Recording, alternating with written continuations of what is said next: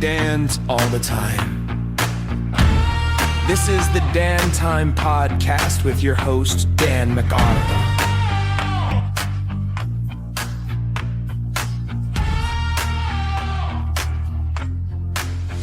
I would love to have you come up.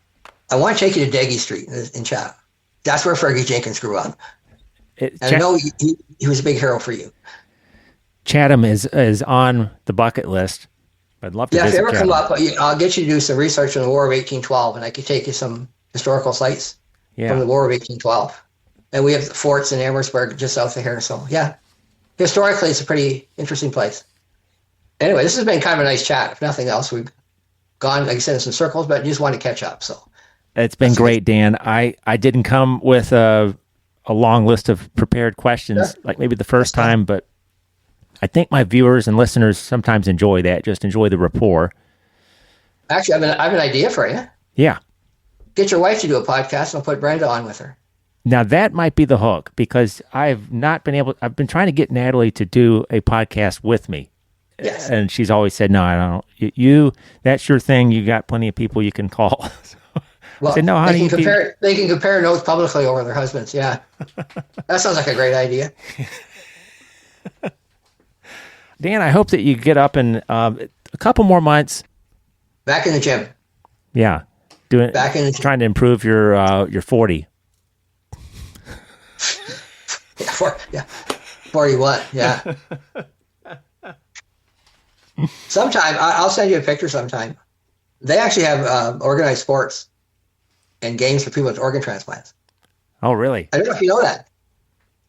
1990, 10 months after my first transplant, I went to the Canadian Games, and I got 2 golds and a silver. I got a gold in the 60 meters and silver in the 4x100 meter. So maybe that's the foundation for the Challenger Sports, was I got to do sports after. I never thought I'd do it again on some level. Now, Dan, I realized one question I probably didn't ask first go around. When you were a young boy, you're 8, 9, 10, 12 years old, did you like to play any kind of sport that was available to you? Did you like basketball? Did you like swimming? Did you have opportunities to swim and to... I was baseball. Mm-hmm. When I was in high school and I got to compete against people of my own size, I was a wrestler and I was a distance runner. I was a very good distance runner, as a matter of fact. So people were surprised when my heart went. Like I ran cross country, and my secret in wrestling was at 98 pounds, I was 3 years older than everybody else in my weight class. And I had a little bit of a mean streak back then. A little bit of a mean streak. No, we played the recreational sports, baseball. We're always out in the field, and I'm sure you went through this when you're playing baseball and the lights come on. It was time to go home. Yeah. Or your mother stepped out the door and yelled out, "Dan!" You know.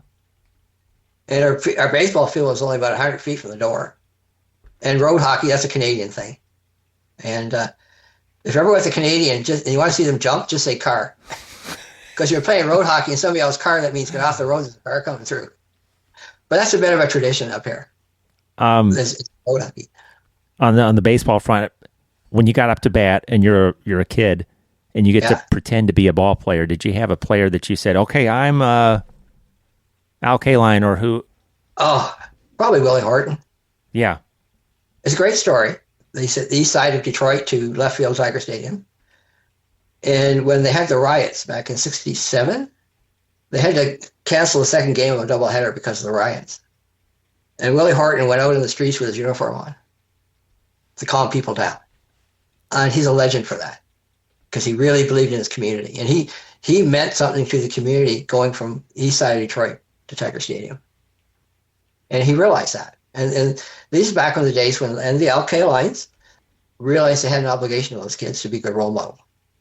Some didn't see it that way, but they did. I think we're back in that place now. To an extent. Not that everybody should look to the sports venues and ball fields for their heroes, but man, it's hard to look elsewhere.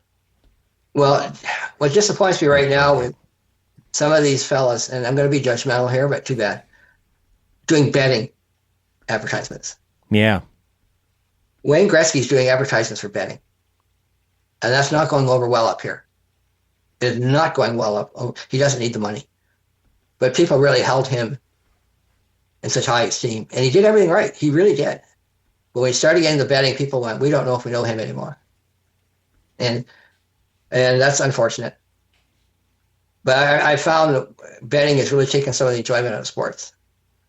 I think so. It's and you never know online who's being nasty, what they comment and what they post if they're so enraged and so vitriolic because they lost a few $100 on this guy missing a field goal or something. But well, Isaiah Kiner Falefa. Yeah, who he is. He was out by like 2 inches at home plate. What was he got death threats because they're saying that lead off a third, he should have been far off the bag, and he got death threats. It's crazy. It's crazy. So there have always been hecklers, and I think to an extent inside the venue, you're going to get some emotion stirred, but outside, online, I'm not into it whatsoever. And I listened to the podcast, The Book of Joe Madden and Tom Verducci, and I was really pleased that Joe Madden, the former Cubs manager, he denounces gambling and the platforms. Yeah. Some of it is just, back in the day, if you wanted to gamble, you had to go down to the track. You had to go to the casino. You couldn't just sit there on your couch as a 22-year-old male that's knocking back a few drinks, and it's just so easy to just tap and just let me deposit 60 more. Oh shoot, I just lost that prop bet. Let me make another 20. It's not the game scores that's killing people. It's the prop bets. Yeah. You can bet on the first pitch is going to be a strike or a ball. Right. You can bet on the first free throw. Well, that opens up a player because who's going to know? It was a pitcher. And he was supposed to throw a ball, the first one, and people bet on whether or not he. So it's the prop bets. It's really, and it's unfortunate.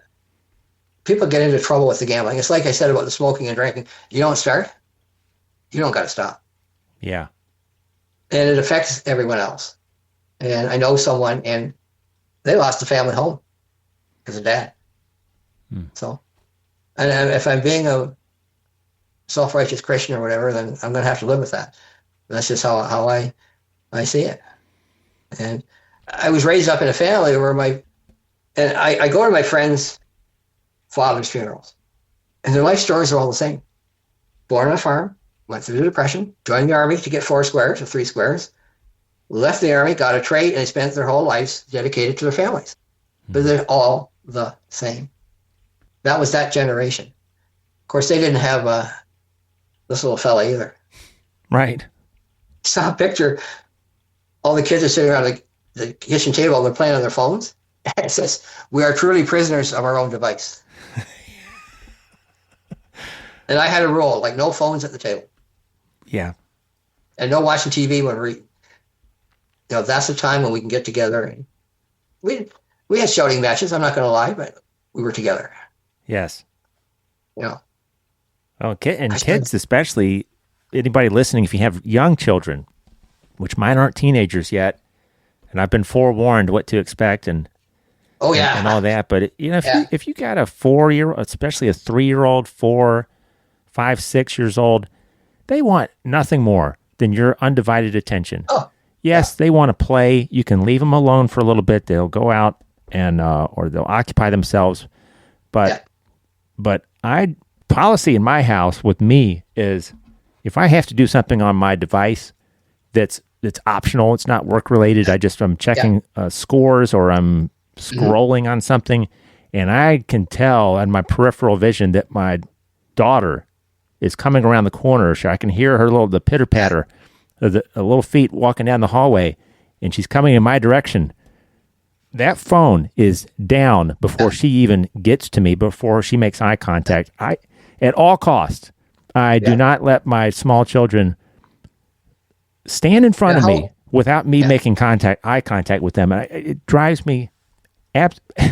Hate to tell people what to do, but when I see people in public at playgrounds, and their child is looking at them, and they cannot break their eyes from their phones, It's rough. I can't, Well, you know I can't what? sign off on that.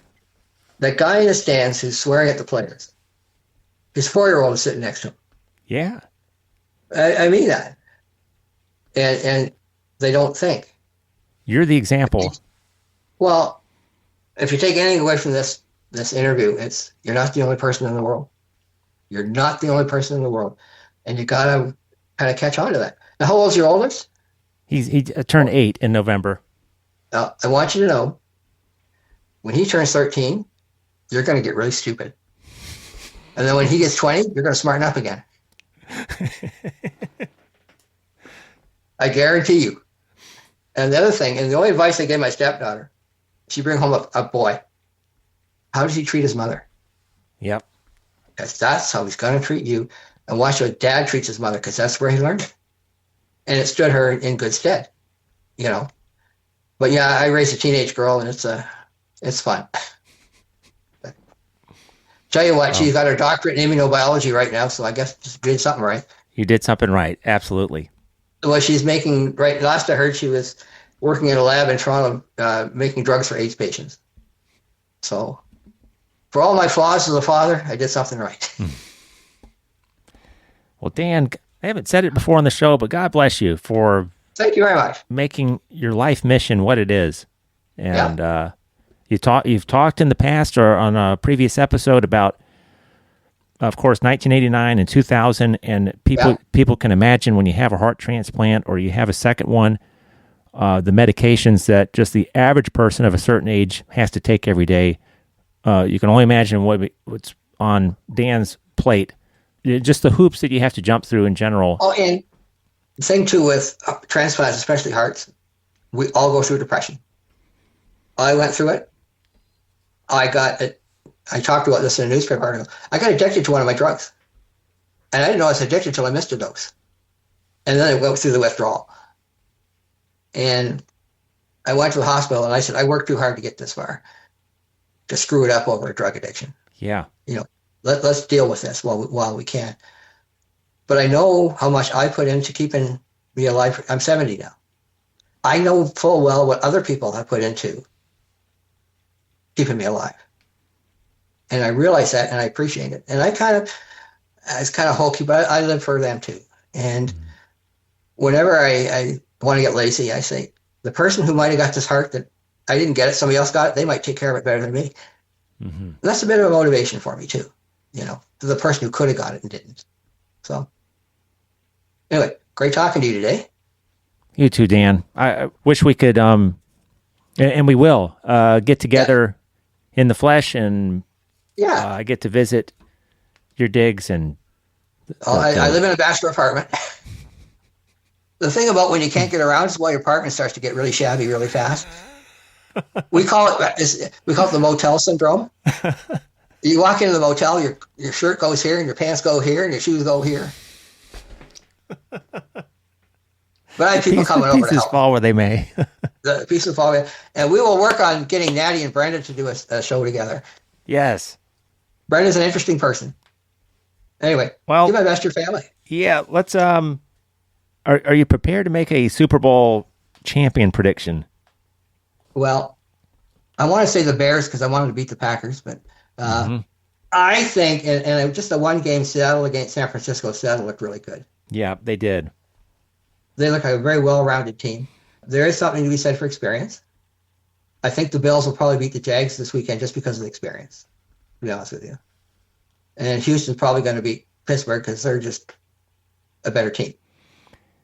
Dan, I as a Baltimore fan, losses really, they affect fans in different ways. I had to take a step back and think, okay, well, that was really tough. Anytime you miss a field goal, it's brutal. But I thought, it's not a playoff game. We got ourselves fortunately into a position where we can win and you're in, lose and you go home, and we're going home. So it's a bad feeling. But the remarkable thing, you're talking about a field goal that if this ball goes to the uprights, Mike Tomlin is out of a job, and John Harbaugh is still the coach of the Ravens. I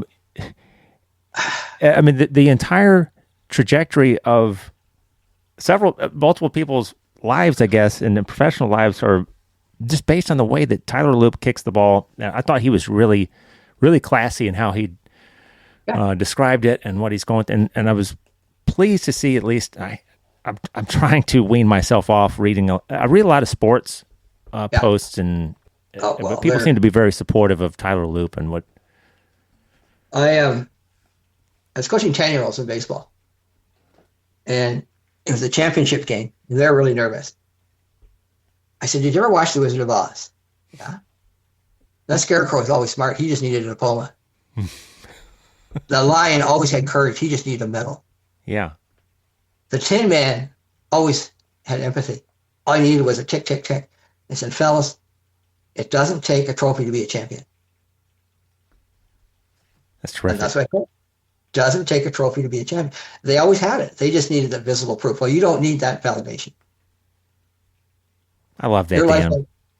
And their life's not going to end if we don't win this game. Just that simple. The coach, on the other hand, was another story. We actually videotaped this game, and I could see my hands were clenched the whole game. So you're more wound up than they are. But that was my story. Is you don't have to have a diploma to be smart. Yeah. And you have to have a trophy to be a champion. I mean, who's to say Dan Marino's not a champion because he didn't win a Super Bowl? I think he did about as much as you could expect. And I can't remember if it was the run game or the defense on those Dolphins teams that really didn't keep them in position to be, more competitive than they were. But I think Marino did about all he could. Well, Bum Phillips, coach of the Oilers, he says, Don Shula can take his and beat yours, and he can take yours and beat his. Yeah. Because he, as you know, in the 70s, it was about the run. Zonka kick Morris. You get into the 80s, and now it's about the pass. And he changed his team around. So we'll give Don Shula credit for that. So. Oh, and we were talking about, of course, Indiana earlier in the conversation. Man, after last night, I think the Hoosiers, it's going to be a great matchup, Miami and Indiana. Yeah. And I think it could go either way, but or before last night's game, I think Indiana's just a behemoth. Yeah. It's funny because they were not expected. No. I think people were snoozing on Signetti and what he's built there. Actually, one player I liked was from Ole Miss was that quarterback. Yeah, Chambliss. Mm-hmm. I thought he looked good. Now, Michigan has Bryce Underwood. Imagine Lamar Jackson, but he can't pass. Now, mind you, he's 18 years old. He's got some growing to do. But he's an exciting player, but he's not a very good passer. And Michigan, losing their coach like that, because of the scandal. Yeah. I don't know how, what's going to happen with that team.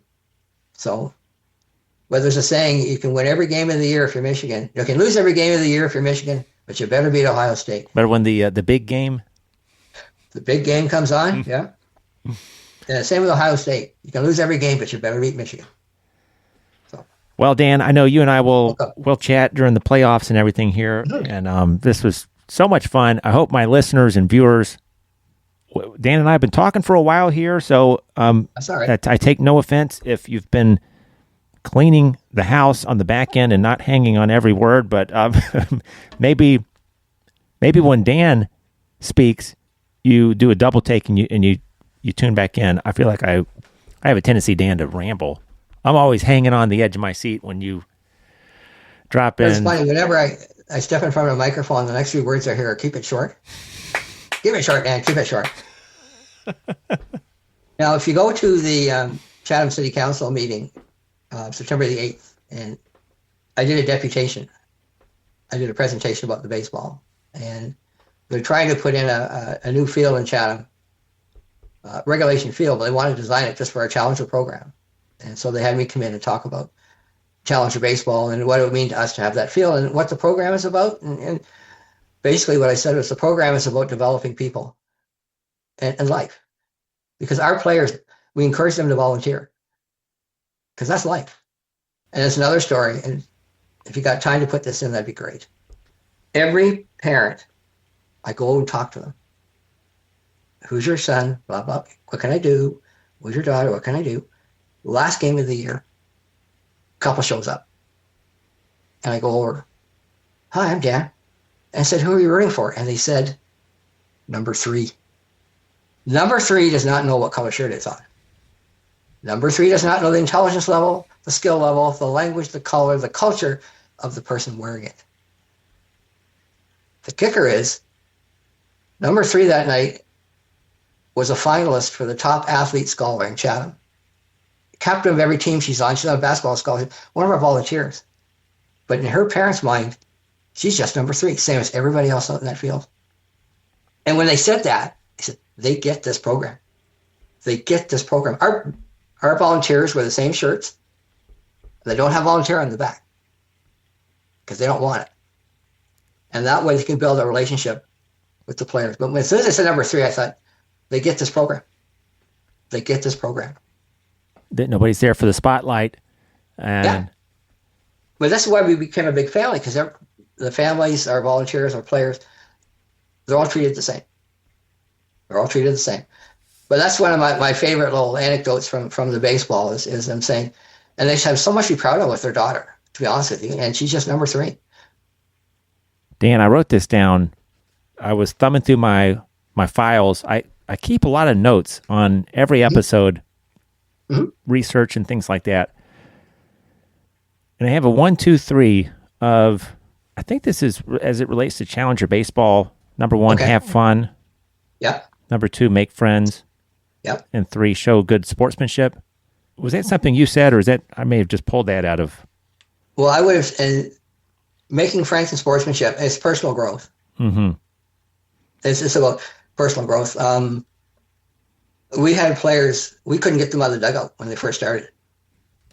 And I want to tell you, if you're socially awkward, dugout is not a good place to be.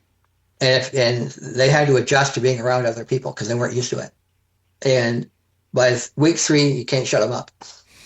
They dance around the field. I don't care. As long as they're enjoying themselves, I don't care. And the worker in the group home said every Thursday night, as soon as they get home from work, I go to church. It was nice to provide it. And I've been thinking a lot about how we've asked organizations and businesses now to change their mandate. And you got the poster for soccer. I sent a copy to minor girls softball and minor baseball. Could you promote this for us? And they said, yes. That doesn't always happen. That doesn't always happen between Little League organizations. So for me, it was very gratifying to have them come back and say, yeah, we'll support this. You've made one heck of a difference in that community. I hope. I try. By the way, if you want to feed your ego, go into chat GPT and put your name in. I wonder what they had to say First time about. I did that, I put my name in, and it all comes all flattering. I go, why? You like this?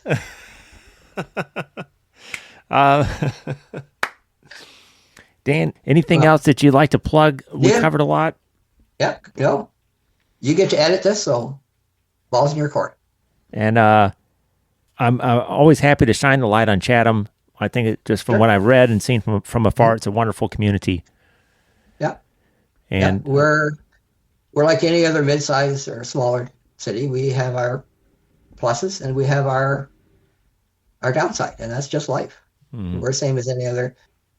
We have been accused of being too kind to the homeless. You're, what's the word? Enabling. So, yeah, I enable them to see tomorrow. I can live with that. And Dan, I mean, I would think that people maybe have a binary way of looking at things. Are certain programs that benefit the underprivileged. Well, someone's going to steal from this, or someone's going to get this checked, and they're not supposed to have it because they're going to game the system. Well, that's going to happen a small percentage everywhere. But in your case, let's just say one person that you're reaching climbs out of that, or two, my or friend three. And I'm going to plug this motel, and we deliver sandwiches to this colonial motel, east end of Chatham. It's not great. One day the owner come out and said, I'm really impressed with you guys, what you're doing. I have a room right over there you can use. So once a month we take our portable barbecue, and we have a barbecue for the people in that motel. By doing that, they're more than just sandwiches. And we got to know them on a personal level. And it was two people were grieving the loss of a child. Well, my church has a grief program, so we were able to hook them up. But we got to know them. And my suggestion is the story in John chapter 4 about the woman at the well. That's the story, because he developed a relationship with that woman, found her needs, rather than judge her for being divorced 4 times. And that's the key. And